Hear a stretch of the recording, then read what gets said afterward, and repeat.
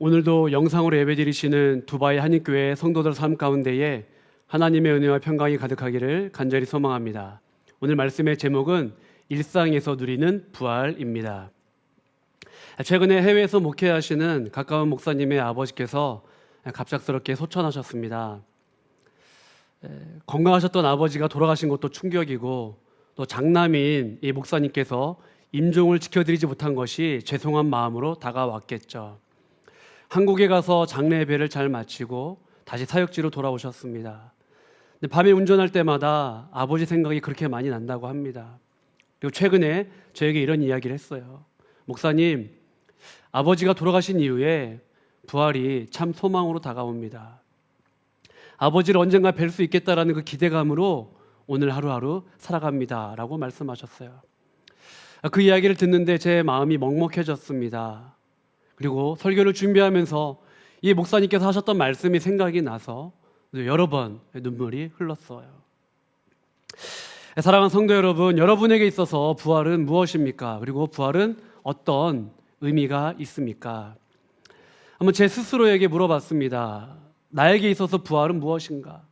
부활절 혹은 부활주일은 무엇인가? 1년에 한 번 찾아오는 절기인가? 행사인가? 아니면 축제인가? 삶은 달걀을 나누어주는 혹은 전도하는 날인가?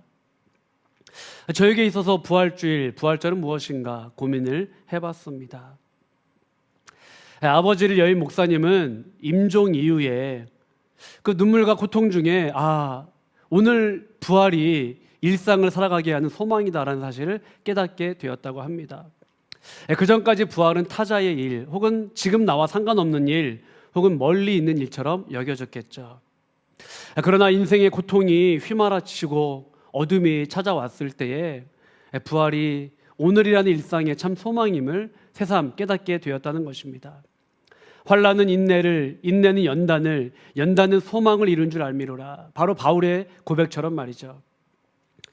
환난과 또 인생의 고투를 통해 하나님과 연합하는 기쁨이 무엇인지 깨닫게 됩니다. 하나님 안에 누리게 되는 자유와 평강이 무엇인지 알게 되죠. 또한 하나님께서 주시는 참 소망이 무엇인지 알게 됩니다.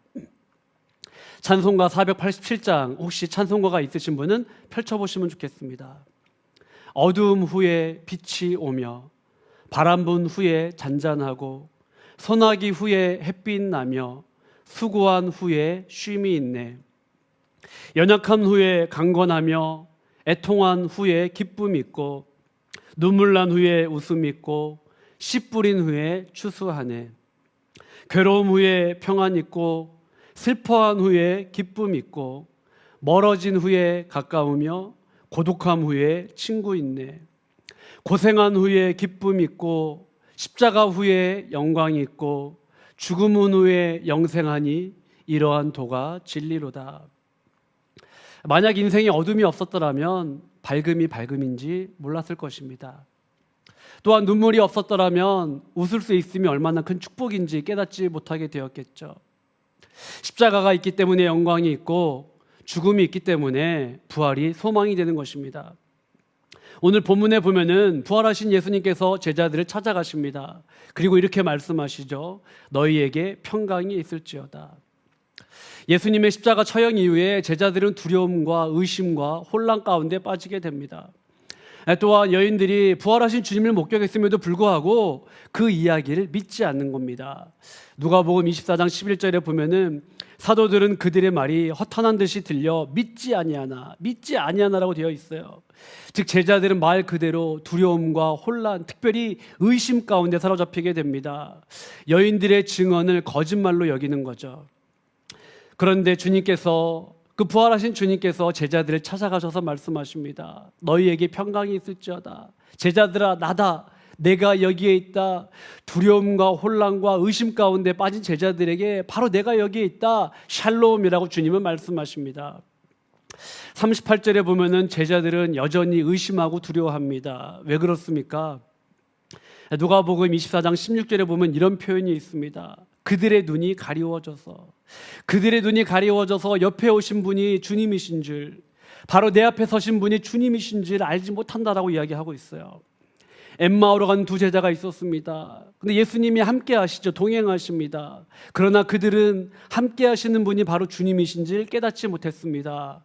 왜 그렇습니까? 눈이 가리워졌기 때문이죠. 그러나 엠마오로 향했던 제자들이 언제 옆에 계신 분이, 우리와 함께 하시는 분이 주님이신지, 부활하신 예수님인 줄 깨닫게 됩니까? 31절에 보면은 그들의 눈이 밝아져. 즉 예수님께서 엠마오로 가는 제자들의 눈을 밝혀주셨습니다. 그들의 눈을 뜨게 해주신 거죠. 그제서야 옆에 계신 분, 우리에게 말씀하시는 분이 바로 주님이심을 깨닫게 됩니다. 오늘 본문에 보면은 제자들은 의심과 두려움, 또 한편으로는 기쁨과 소망 사이에서 정신을 차리지 못합니다. 41절은 이렇게 표현하죠. 그들이 너무 기쁨으로 아직도 믿지 못하고 놀랍게 여길 때에, 즉 제자들의 이러한 감정을 어떻게 표현해야 될까요? 부활하신 주님을 눈앞에 두고 기쁨과 놀람 사이에서 안타깝게도 믿지 못합니다. 이 상황을 받아들이지 못하는 거죠. 자신의 편견 때문에, 생각 때문에, 사고 때문에 받아들이지 못하는 거예요. 제자들의 눈이 가리워져 있습니다. 두려움과 의심으로, 자신의 편견으로. 그래서 부활하신 주님은 제자들에게 하나님의 말씀, 성경을 깨닫게 해주십니다. 그들의 눈과 마음을 열어주십니다. 31절에 보면은 그들의 눈이 밝아져. 45절에 보면은 그들의 마음을 열어. 즉 믿음의 주도권은 나에게 있지 않습니다. 주님께 있습니다. 믿음의 주체 또한 내가 아닙니다. 바로 주님이심을 우리는 깨닫게 되는 거예요. 부활하신 주님과 제자들 사이에 일어난 흥미로운 사건이 있는데 30절 보겠습니다. 그들과 함께 음식 잡수실 때에 라는 말씀이 있어요. 또 43절에 보면은 받으사 그 앞에서 잡수시더라. 부활하신 예수님께서 제자들을 찾아가십니다. 그들과 동행하시고 그들과 대화를 나누시고 그들을 말씀으로 가르치시고 또 제자들과 함께 식사를 하십니다. 요한복음 21장에도 마찬가지입니다. 부활하신 주님이 제자들에게 나타나서 바닷가에서 식사를 친히 준비하시죠. 즉 야외 식탁으로 제자들을 초대하십니다. 즉 누가와 요한은 예수님께서 부활 이후에 하신 여러 가지 일들 중에 제자들과 함께 식사하신 이 모습을 강조합니다. 왜 그랬을까요? 의도가 있는 거죠. 우리는 때때로 부활을 멀리 있는 일, 혹은 타자의 일, 남의 일, 혹은 지금 내 삶과 상관없는 일, 죽어서 경험하게 될 일, 이 정도로 생각을 합니다. 그러니 부활주일, 부활절은 1년에 한 번 기념하는 절기 정도로 생각을 하는 거죠. 2000년이 지난 이후에 우리는 예수님에 대한 부활에 별로 감흥이 없어요. 그러나 초대교회 성도들과 제자들에게는 부활은 부단히 외쳐야 될 승리의 찬가였습니다.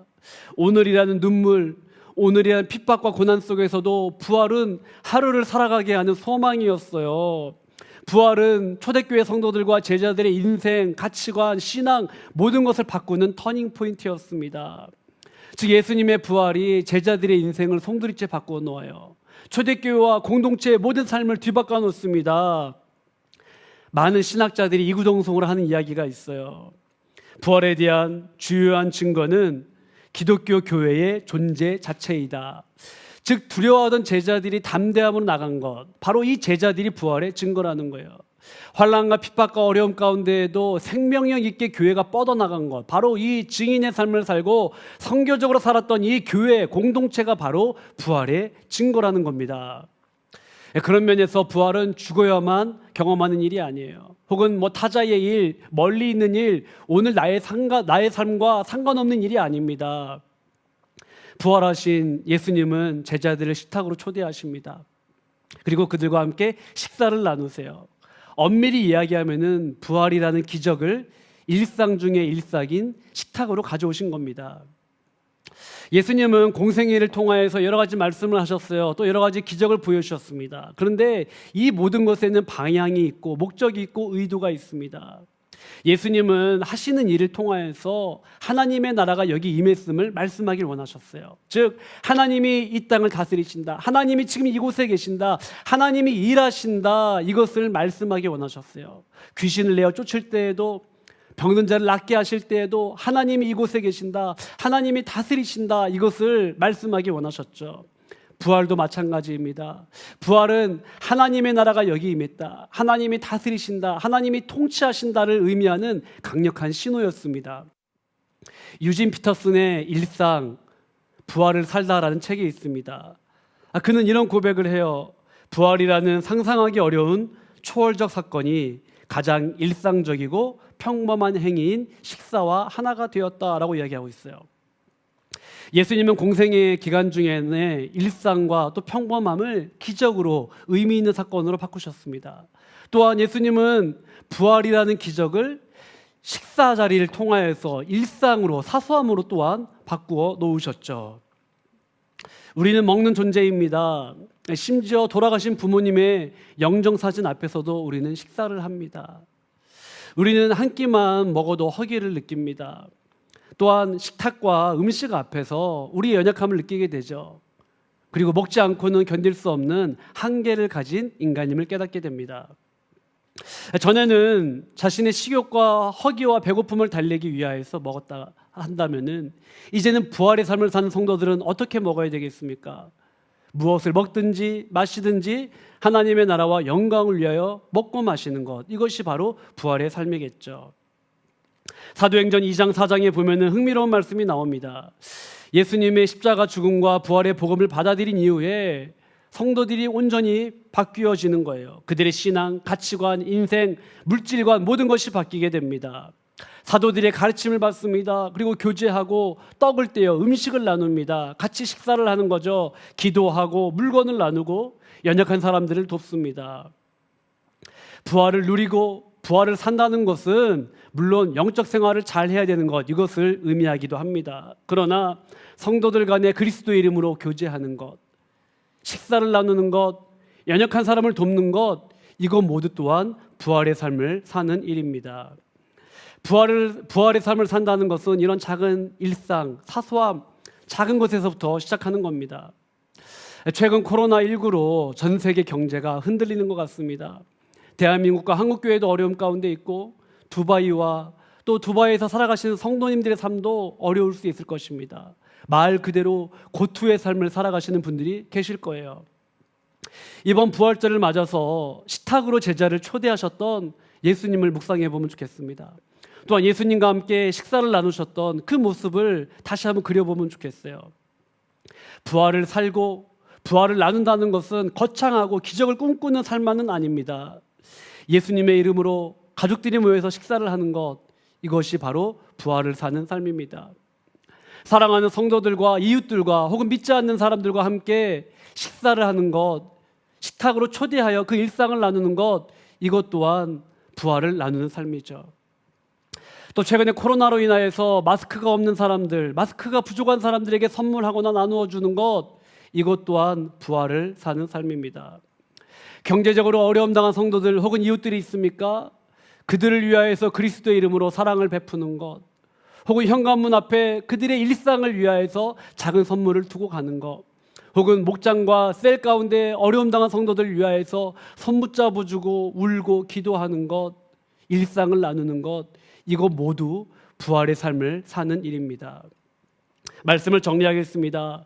기독교에서 예수 그리스도와 십자가와 부활을 제외한다면 무엇이 남을까요? 아무것도 없죠.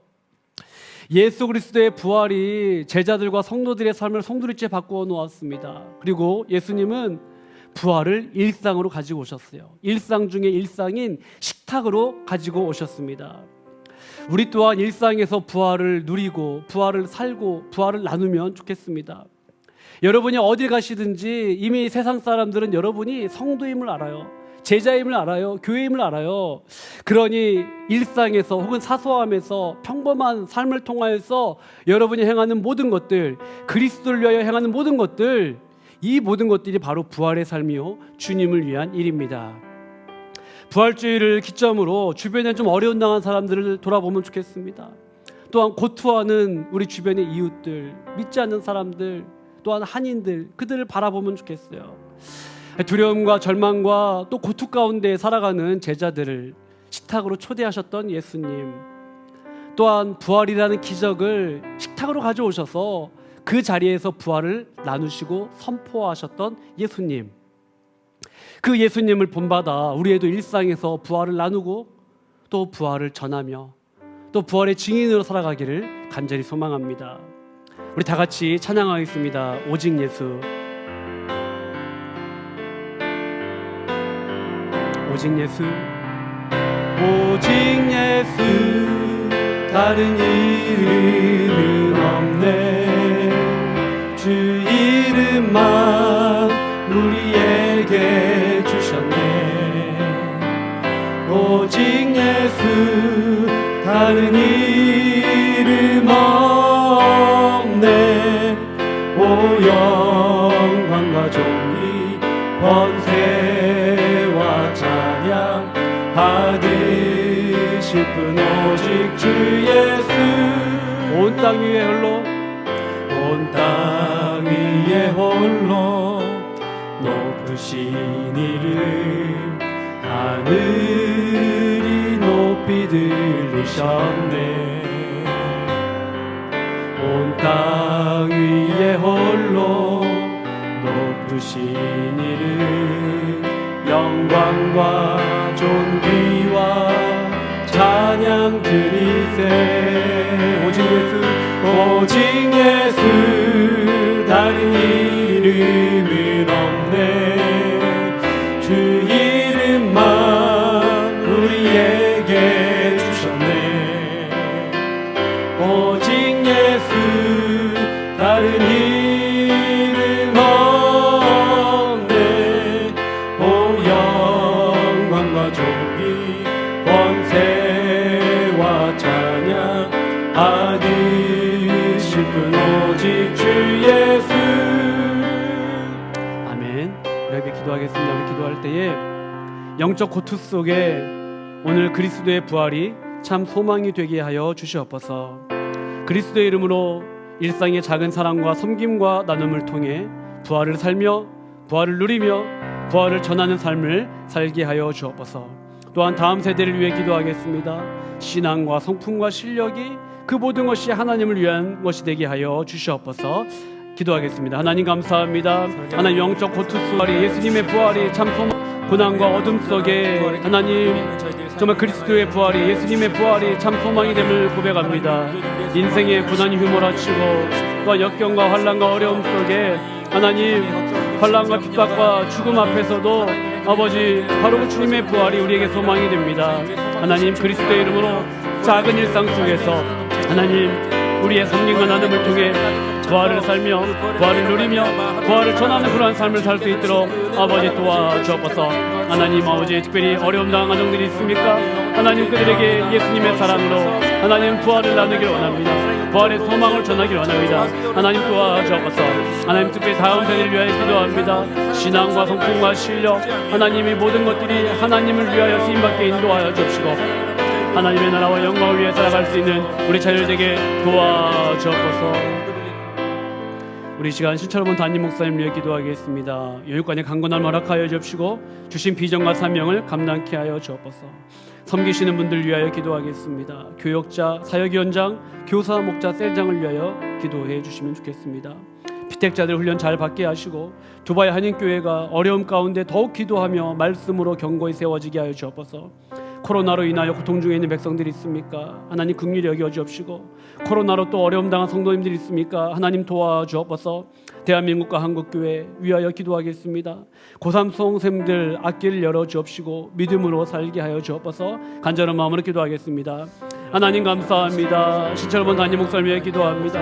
교육관의 강건함을 허락하여 주옵시고 아버지 정말로 하나님께서 주신 비전과 사명을 잘 감당하실 수 있도록 도와주옵시고 하나님 이 일을 함께 할 수 있는 수많은 백성들을 붙여주시옵소서. 하나님 섬기시는 분들 위하여 기도합니다. 교역자, 사역위원장, 목자, 셀장 한 명 한 명 기억하여 주시고 하나님 이들이 정말로 주님의 은혜 가운데 살아갈 수 있도록 아버지 도와주옵소서. 피택자들을 위하여 기도합니다. 훈련을 잘 받게 하시고 하나님 하나님의 나라와 영광을 위해 사는 아버지 주님의 백성 될 수 있도록 아버지 인도하여 주옵소서. 두바이 한인교회를 위하여 기도합니다. 하나님 정말로 이 위기를 기도와 말씀으로 승리할 수 있도록 도와주옵시고 부활의 참 증인으로 살아갈 수 있도록 하나님 은혜 베풀어 주옵소서. 코로나로 인하여 고통 중에 있는 백성들이 있습니까? 하나님 도와주옵소서. 온전히 아버지만 바라보며 믿음으로 살아가기 도와주시고 하나님 이러할 때 영생을 사모하며 부활을 꿈꿀 수 있는 기회가 되게 도와주옵소서. 하나님 또한 코로나로 인하여 고통 중에 있는 성도님들이 있습니까? 하나님 도와주시고 하나님 초대교회 성도들이 함께 사랑을 나누었던 것처럼 우리 또한 함께 사랑을 나누기를 원합니다. 도와주옵소서. 대한민국과 한국교회를 위해 기도합니다. 긍휼히 여겨 주옵시고 또한 사회를 총성 가운데 함께 하셔서 하나님 아버지 하나님을 두려워하는 많은 백성들이 세워질 수 있도록 주님 도와주옵소서. 하나님 고3 수험생들 앞길을 열어주시고 하나님을 두려워하는 믿음의 종되게 도와주옵소서. 황찬영, 차민우, 홍윤재, 강다영, 정윤서, 차현준, 이준, 윤서원, 정영민, 김민영, 김규원, 김하은, 원준아, 이여경, 남지수, 이혜준, 김류재준, 강윤아 한 명 한 명 이름을 불러 기억하여 주시고 이들이 하나님의 뜻 가운데 살게 하시고 자신의 삶과 재능을 하나님을 위하여 사용할 수 있는 믿음의 종되게 도와주옵소서. 하나님 감사합니다. 어둠 속에 빛의 소중함을 깨닫게 됩니다. 눈물이 없었더라면 웃을 수 있음이 얼마나 큰 축복인지 모를 뻔했습니다. 십자가가 있기에 영광이 있고 죽음이 있기 때문에 인생의 고통 중에도 부활이 소망이 됨을 깨닫게 됩니다. 그리스도 안에서 부활이 소망임을 발견하게 됩니다. 그리스도의 이름으로 일상에서 작은 사랑과 섬김과 나눔을 통해 오늘 부활을 살며 오늘 부활을 나누며 오늘 부활을 누리며 오늘 부활을 전하는 참 제자 증인의 삶을 살게 하여 주시옵소서. 우리 주 예수 그리스도의 은혜와 하나님 아버지의 무한하신 사랑과 성령님의 교통하심이 우리의 일상을 특별함으로 바꾸시며 부활을 일상의 사소함 속에서 나누기를 원하시는 주님의 마음을 알아 작은 사랑과 섬김과 나눔을 통해 부활을 살며 부활을 나누며 부활을 누리며 부활을 전하며 살기 원하는 두바이 한인교회 성도들 위해와 한국교회와 대한민국과 북녘의 고통 중에 있는 백성들과 코로나로 어려움 당한 백성들 지구촌 온 누리에 이제부터 영원토록 함께 하시기를 간절히 축원하옵나이다. 아멘.